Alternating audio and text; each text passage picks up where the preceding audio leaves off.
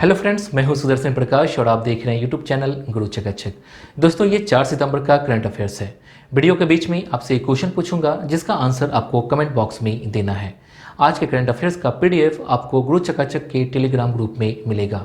Telegram group का link description box में है और साथ ही इसका पीडीएफ आपको डिस्क्रिप्शन बॉक्स में दिए गए लिंक पर क्लिक कर भी डाउनलोड कर सकते हैं। तो चलिए शुरू करते हैं। आज का पहला क्वेश्चन है, रक्षा मंत्रालय ने पिनाका रेजिमेंट की आपूर्ति के लिए भारतीय कंपनियों के साथ कितनी करोड़ की राशि का अनुबंध किया है? 4 ऑप्शन है, 2380 करोड़, 2480 करोड़, 2580 करोड़, 2680 करोड़। सही आंसर है सी, 2580 करोड़। रक्षा मंत्रालय की अधिग्रहण विंग ने BEML, TPCL और L&T के साथ 2580 करोड़ रुपए के अनुबंध पर हस्ताक्षर किया है। यह हस्ताक्षर भारतीय सेना के आर्टिलरी रेजिमेंट को 6 पिनाका रेजिमेंट की आपूर्ति के लिए किया गया है, जिससे सशस्त्र बलों की संचालन तैयारियों को और अधिक बल मिलेगा। इन 6 पिनाका रेजिमेंट में automated gun aiming and positioning system के साथ 114 लॉन्चर और 45 कमांड पोस्ट हैं, जिन्हें मेसर्स TPCL और मेसर्स L&T से खरीदा जाएगा तथा 330 वाहनों को मेसर्स BEML से खरीदा जाएगा, जिसे 2024 तक 6 पिनाका रेजिमेंट में शामिल करने की योजना है। केंद्रीय रक्षा मंत्री राजनाथ सिंह हैं। अब BEML के बारे में जानते हैं। BEML का फुल फॉर्म भारत अर्थ मूवर्स लिमिटेड होता है। इसकी स्थापना 1964 में किया गया था और इसका हेडक्वार्टर बेंगलुरु में है। अब TPCL के बारे में जानते हैं। TPCL का full form Tata power company limited होता है। इसके CEO प्रवीर सिन्हा हैं। इसका हेडक्वार्टर मुंबई में है। अब L&T के बारे में जानते हैं। L&T का full form Larsen and Toubro होता है। इसके CEO SN सुब्रमण्यम है। इसकी स्थापना 7 फरवरी 1938 को किया गया था और इसका हेडक्वार्टर मुंबई में है। नेक्स्ट क्वेश्चन है, इलेक्ट्रॉनिक्स मंत्रालय ने किस धारा के तहत PUBG सहित 118 ऐप्स को ब्लॉक किया है? 4 ऑप्शन है, धारा 69B, धारा 69A, धारा 69C, धारा 19A। सही आंसर है बी, धारा 69A। भारत सरकार के इलेक्ट्रॉनिक्स एवं सूचना प्रौद्योगिकी मंत्रालय ने खतरों की उभरती प्रकृति को देखते हुए 118 ऐप्स को ब्लॉक कर दिया है। इलेक्ट्रॉनिक्स और सूचना प्रौद्योगिकी मंत्रालय ने सूचना प्रौद्योगिकी अधिनियम की धारा 69A के अंतर्गत प्रदान की गई सूचना प्रौद्योगिकी नियम 2009 के संबंधित प्रावधानों के तहत दी गई शक्तियों का उपयोग करके इन 118 ऐप्स को ब्लॉक किया है। आपको बता दूं कि इसे ब्लॉक इसलिए किया गया है क्योंकि यह ऐप भारत की संप्रभुता, रक्षा, राज्य की सुरक्षा और सार्वजनिक व्यवस्था के लिए नुकसानदेह है। बैन किए गए ऐप्स में लोकप्रिय गेमिंग ऐप PUBG मोबाइल भी शामिल है। वैसे इस ऐप को पहले भी बैन करने की मांग उठ चुकी थी, क्योंकि इसकी वजह से कई बच्चों ने सुसाइड कर ली तो कई ने पेरेंट्स का पैसा इस ऐप पे बर्बाद कर दिया था। इससे पहले भारत सरकार ने 15 जून को 57 चीनी ऐप्स को बैन कर दिया था। नेक्स्ट क्वेश्चन है, निम्न में से कौन सा केंद्र शासित प्रदेश one nation one ration card योजना में शामिल हुआ है? 4 ऑप्शन है, जम्मू कश्मीर, लद्दाख, लक्षद्वीप, बी और सी दोनों। सही आंसर है डी, बी और सी दोनों, मतलब लद्दाख और लक्षद्वीप दोनों। केंद्र शासित प्रदेश लद्दाख और लक्षद्वीप को सार्वजनिक वितरण प्रणाली को एकीकृत प्रबंधन के तहत one nation one ration card योजना में शामिल कर लिया गया है। इन दोनों केंद्र शासित प्रदेशों के एकीकरण के बाद कुल 26 राज्यों केंद्र शासित प्रदेश इस योजना से जुड़ चुके हैं और इससे अब लगभग 65 करोड़ लोगों को लाभ होगा।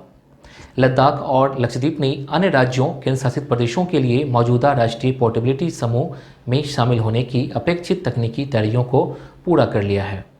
बाकी बचे हुए राज्यों को मार्च 2021 तक इस योजना में एकीकृत कर लिया जाएगा। अब लद्दाख के बारे में जानते हैं। लद्दाख भारत का एक केंद्र शासित प्रदेश है। यह उत्तर में काराकोरम पर्वत और दक्षिण में हिमालय पर्वत के बीच में है। इसकी राजधानी लेह है। यहाँ के लेफ्टिनेंट गवर्नर राधा कृष्ण माथुर हैं। अब लक्षद्वीप के बारे में जानते हैं। लक्षद्वीप भारत के दक्षिणी पश्चिम तट से 200 से 440 किलोमीटर दूर लक्षद्वीप सागर में स्थित एक द्वीप समूह है। पहले इन द्वीपों को लक्का द्वीप, मिनिकॉय, अमिनी द्वीपी द्वीप के नाम से जाना जाता था। यह द्वीप समूह भारत का सबसे छोटा केंद्र शासित प्रदेश है। लक्षद्वीप की राजधानी कावरत्ती है। लक्षद्वीप के प्रशासक दिनेश्वर शर्मा हैं। नेक्स्ट क्वेश्चन है, साइकिलिंग शिखर सम्मेलन 2021 की मेजबानी कौन करेगा? 4 ऑप्शन है, SFRI, CFI, AFI, AICF। सही आंसर है बी, CFI। CFI देश में साइकिल चलाने की संस्कृति को प्रोत्साहित करने के लिए 2021 में पहली बार साइकिलिंग शिखर सम्मेलन की मेजबानी करेगा। यह सम्मेलन साइकिलिंग की संस्कृति को बढ़ावा देने और पेशेवर साइकिल चालकों के साथ जानकारी का आदान प्रदान करने के लिए किया जाएगा। इसकी मेजबानी दिल्ली, मुंबई और बेंगलुरु में की जाएगी। साथ ही इस सम्मेलन में साइकिल चालक, एथलीट, फिटनेस, साइकिलिंग कोच, स्वदेशी और वैश्विक ब्रांड भी होंगे जो स्वास्थ्य, फिटनेस और साइकिलिंग के प्रति लोगों की ज़रूरतों को पूरा करते हैं। इस शिखर सम्मेलन में प्रत्येक शहर में लगभग 25,000 लोगों के आने का अनुमान है। अब CFI के बारे में जानते हैं। CFI का full form cycling federation of India होता है। इसके अध्यक्ष परविंदर सिंह ढींढसा हैं। इसका हेडक्वार्टर नई दिल्ली में है और इसकी स्थापना 1946 में किया गया था। नेक्स्ट क्वेश्चन है, ग्लोबल इनोवेशन इंडेक्स 2020 में भारत का कौन सा स्थान है? 4 ऑप्शन है, 42वें, 44वें, 46वें, 48वें। सही आंसर है डी, 48वें। भारत पहली बार ग्लोबल इनोवेशन इंडेक्स मतलब वैश्विक नवाचार सूचकांक में 48वें स्थान पर पहुंचकर शीर्ष 50 देशों के समूह में शामिल हो गया है। साथ ही भारत मध्य और दक्षिणी एशिया देशों में शीर्ष स्थान पर है। भारत सूचना और संचार प्रौद्योगिकी सेवाओं के निर्यात, सरकारी ऑनलाइन सेवाओं, विज्ञान और इंजीनियरिंग में स्नातक और गहन वैश्विक कंपनियों जैसे संकेतकों में शीर्ष 15 में है। इस रैंकिंग में स्विट्जरलैंड, स्वीडन, अमेरिका, ब्रिटेन और नीदरलैंड शीर्ष स्थान पर हैं। ग्लोबल इनोवेशन इंडेक्स 2020 के 13वें संस्करण को विश्व बौद्धिक संपदा संगठन, कॉर्नेल यूनिवर्सिटी और इंसिट बिजनेस स्कूल ने संयुक्त रूप से जारी किया है। ग्लोबल इनोवेशन इंडेक्स दुनिया भर के 131 देशों और अर्थव्यवस्थाओं के नवाचार प्रदर्शन के बारे में विस्तृत आंकड़े प्रदान करता है। इसके 80 संकेतक नवाचार की एक व्यापक दृष्टि का पता लगाते हैं, जिसमें राजनीतिक वातावरण, शिक्षा, बुनियादी ढांचे और व्यावसायिक परिष्कार शामिल हैं। दोस्तों, आज के क्वेश्चन का आंसर आपको कमेंट बॉक्स में देना है। क्वेश्चन है, भारत का सबसे लंबा बांध कौन सा है? क्वेश्चन है, भारत का सबसे लंबा बांध कौन सा है? 4 ऑप्शन है, हीराकुंड बांध, इंदिरा सागर बांध, भाखड़ा बांध, नागार्जुन सागर बांध। इनमें से एक ऑप्शन सही है। इसका आंसर आपको कमेंट बॉक्स में देना है। नेक्स्ट क्वेश्चन है, नौसेना के मटेरियल प्रमुख के रूप में किसने पदभार ग्रहण किया है? 4 ऑप्शन है, SR Sharma, PY Sinha, KS Patel, BK Verma. सही आंसर है ए, SR Sharma. Vice admiral SR Sharma ने नौसेना के मटेरियल प्रमुख के रूप में पदभार ग्रहण किया है। वो वाइस एडमिरल GS पब्बी का स्थान लेंगे।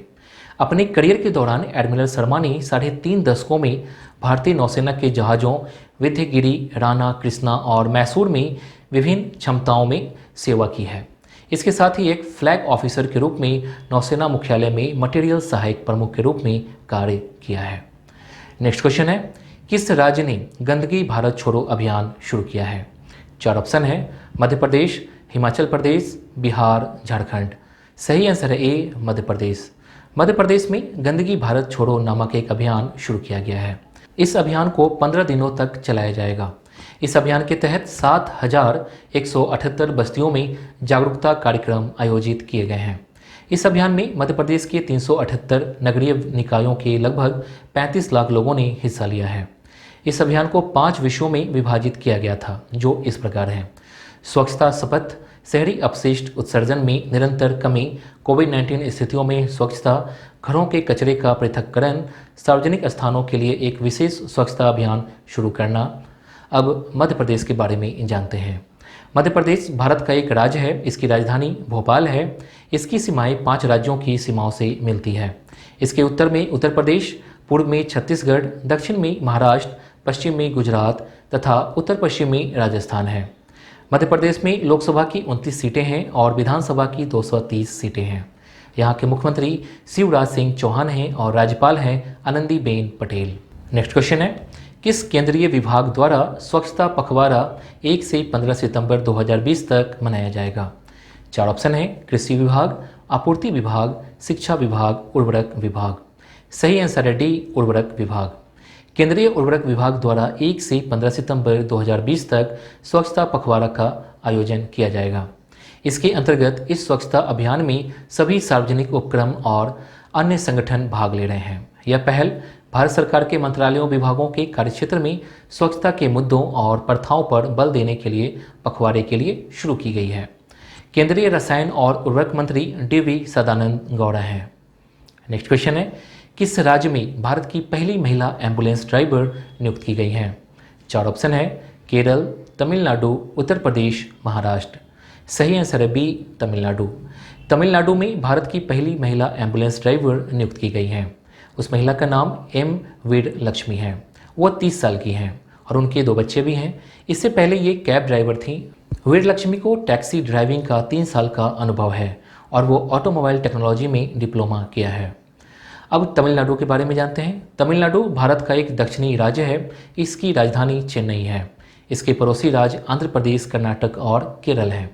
तमिलनाडु के वर्तमान मुख्यमंत्री एडाप्पडी पलानी स्वामी और राज्यपाल बनवारी लाल पुरोहित हैं। इसकी विधानसभा में 235 सीटें हैं, जिसमें 234 निर्वाचित +1 आंग्ल भारतीय हैं।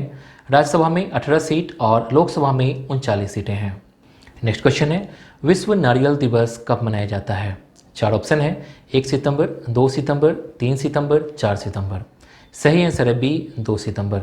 हर साल 2 सितंबर को वर्ल्ड कोकोनट डे मतलब विश्व नारियल दिवस मनाया जाता है। विश्व नारियल दिवस का उद्देश्य नारियल की कृषि और उत्पादकता को बढ़ावा देना है। यह दिवस का पहला उत्सव वर्ष 2009 में मनाया गया था। एशियाई और प्रशांत नारियल समुदाय द्वारा बड़े उत्साह के साथ इस दिन को मनाया जाता है। एशियाई और प्रशांत नारियल समुदाय का सेवारत मुख्यालय इंडोनेशिया के जकार्ता में है। विश्व नारियल दिवस 2020 की theme invest in coconut to save the world मतलब दुनिया को बचाने के लिए नारियल में निवेश है। दोस्तों, कल मैंने आपसे क्वेश्चन पूछा था। क्वेश्चन था, विश्व की सबसे बड़ी नदी कौन है? 4 ऑप्शन दिए गए थे, जिनमें गंगा नदी, चांगजियांग नदी, अमेजन नदी, नील नदी। देखिए, संसार की सबसे लंबी नील नदी है और आयतन के हिसाब से अमेजन नदी विश्व की सबसे बड़ी नदी है तथा लंबाई के हिसाब से अमेजन दूसरी लंबी नदी है। आइए अब नील नदी के बारे में जानते हैं।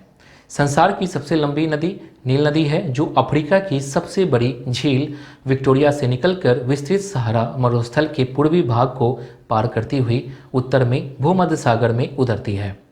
यह भूमध्य रेखा के निकट भारी वर्षा वाले क्षेत्रों से निकलकर दक्षिण से उत्तर क्रमशः युगांडा, इथियोपिया, सूडान एवं मिस्र से होकर बहते हुए काफ़ी लंबी घाटी बनाती है। आइए अब अमेजन नदी के बारे में जानते हैं। अमेजन नदी दक्षिण अमेरिका से होकर बहने वाली नदी है। यह ब्राज़ील, पेरू, बोलिविया, कोलंबिया तथा इक्वाडोर से होकर बहती है और पेरू के एंडीज पर्वतमाला से निकलकर पूर्व की ओर बहती है और अटलांटिक महासागर में मिलती है। इसके लंबे चौड़े पाट के कारण इस नदी पर पुलों का अभाव है। आज का क्वेश्चन मैं पहले ही पूछ चुका हूँ, फिर भी आपको यहाँ क्वेश्चन दिख रहा है। इसका आंसर आपको कमेंट बॉक्स में देना है। तो दोस्तों, आज के लिए बस इतना ही। उम्मीद है कि ये वीडियो आपको पसंद आई होगी। पसंद आई तो वीडियो को लाइक कीजिए और अपने दोस्तों के साथ ये वीडियो शेयर जरूर कीजिए। और हाँ, अगर आपने अभी तक इस चैनल को सब्सक्राइब नहीं किया है तो प्लीज़ कर लीजिए। साथ ही बेल आइकन पर प्रेस कर लीजिए ताकि नए वीडियो की नोटिफिकेशन सबसे पहले आपको मिले। Thank you.